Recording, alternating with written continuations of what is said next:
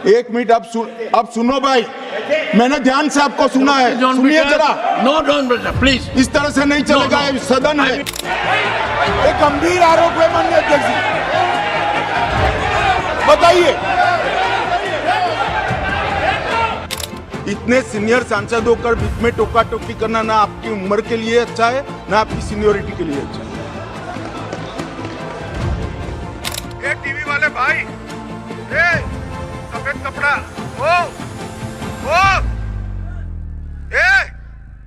ये हैं देश के गृह मंत्री अमित शाह। भारतीय राजनीति में प्रधानमंत्री नरेंद्र मोदी के बाद किसी शख्स को बहुत पावरफुल माना जाता है तो वो है अमित शाह। देश के प्रधानमंत्री नरेंद्र मोदी के दाएं हाथ कहे जाने वाले अमित शाह को कुछ लोग बीजेपी का चाणक्य भी कहते हैं, लेकिन अभी जो आपने वीडियो देखे वो अमित शाह का एटीट्यूड है या उनका एरोगेंस।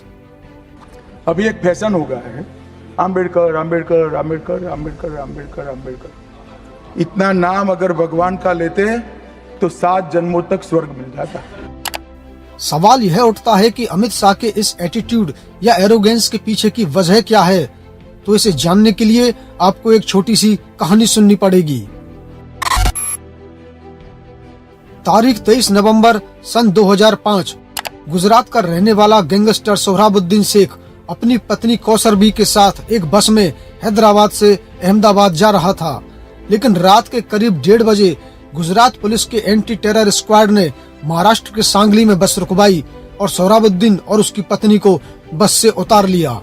इस घटना के 3 दिन बाद यानी 26 नवंबर 2005 को सोहराबुद्दीन की गोली लगने से मौत हो गई, जिसे गुजरात पुलिस के डीआईजी डीजी वंजारा ने एनकाउंटर बताया था। इसके बाद गुजरात सरकार की एक रिपोर्ट में बताया गया कि सोहराबुद्दीन की पत्नी कौसर बी भी मर चुकी है। 28 दिसंबर 2006 यानी करीब 1 साल बाद सोहराबुद्दीन के साथी तुलसी प्रजापति को भी एक एनकाउंटर में मार दिया गया। आपको बता दें कि तुलसी प्रजापति सोहराबुद्दीन केस में प्रमुख गवाह था। इस मामले में अमित शाह पर आरोप लग रहे थे कि उन्होंने मार्बल व्यापारियों के कहने पर सोहराबुद्दीन का एनकाउंटर करवाया। अमित शाह उस वक्त गुजरात के गृह मंत्री थे। सन 2010 में सीबीआई ने अपनी चार्जशीट में अमित शाह पर आरोप लगाया था कि वे गैंगस्टर सोहराबुद्दीन शेख के साथ एक फिरौती रैकेट में शामिल थे। अमित शाह के ऊपर इस मामले में अपहरण, हत्या और सबूत मिटाने का आरोप लगाया गया। इसके बाद जुलाई 2010 में अमित शाह को गिरफ्तार कर लिया गया, लेकिन जेल जाने के 3 महीने बाद ही वे कोर्ट से जमानत लेकर रिहा हो गए। हालांकि कोर्ट ने अमित शाह को जमानत देते हुए 2 साल तक गुजरात न जाने का आदेश दिया था, यानी उन्हें गुजरात से तड़ीपार करार दे दिया गया था।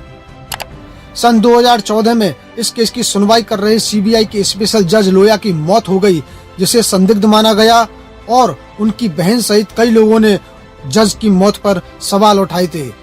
साल 2014 में देश में नरेंद्र मोदी की सरकार बनने के बाद सोहराबुद्दीन शेख एनकाउंटर मामले के सभी आरोपियों को बरी कर दिया गया।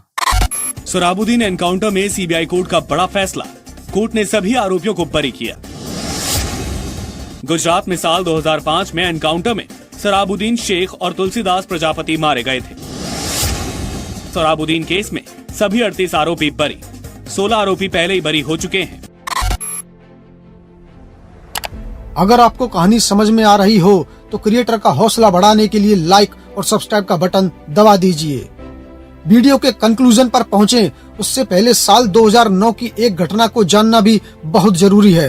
साल 2009 में अमित शाह पर एक महिला आर्किटेक्ट की गुजरात पुलिस द्वारा अवैध रूप से जासूसी करवाने के भी आरोप लग चुके हैं। समाचार पोर्टल कोबरा पोस्ट और गुलेल ने इस मामले में कुछ ऑडियो टेप जारी किए थे और अमित शाह पर गुजरात के आईपीएस अधिकारी रहे जीएल सिंघल को महिला की जासूसी करवाने के आरोप लगाए थे। इस खबर से जुड़े कई वीडियो आज भी यूट्यूब पर मौजूद हैं। इस मामले में गुजरात सरकार द्वारा एक जांच आयोग का गठन भी किया गया था, मगर बाद में यह सब मामले कब दब गए किसी को कानो कान खबर भी नहीं लगी। कोबरा पोस्ट के आरोपों के मुताबिक जीएल सिंघल ने सीबीआई को बताया है कि अगस्त 2009 में गुजरात के तत्कालीन गृह राज्य मंत्री अमित शाह ने उसे फोन पर कई बार ये मौखिक आदेश दिए कि वो उस लड़की पर लगातार नजर रखें। अमित शाह के आदेश पर सिंघल ने क्राइम ब्रांच के कई लोगों को उस लड़की की निगरानी के काम पर लगा दिया था। उस लड़की का न सिर्फ पीछा किया जा रहा था, बल्कि उसके फोन भी सर्विलांस पर ले लिया गया था। तो अब तक आपको अंदाजा हो गया होगा कि अमित शाह के एटीट्यूड की वजह क्या है, क्योंकि जो व्यक्ति फर्जी एनकाउंटर मामले में आरोपी रहा हो, जो व्यक्ति 2 साल के लिए तड़ीपार रह चुका हो, जो व्यक्ति किसी महिला की जासूसी करने में आरोपी हो और वो व्यक्ति एक बड़े लोकतांत्रिक देश का गृह मंत्री बन जाए, तो उसमें एटीट्यूड का आना एक स्वाभाविक बात है। राजनीतिक विशेषज्ञों का मानना है कि मोदी और शाह अपने विरोधियों को ठिकाने लगाने में बहुत एक्सपर्ट हैं, चाहे वो पार्टी के अंदर हो या फिर पार्टी के बाहर। बस यही परसेप्शन ही अमित शाह के एटीट्यूड को जन्म देता है। किसी कवि ने एक बात कही है कि समय समय की बात है, समय बहुत बलवान।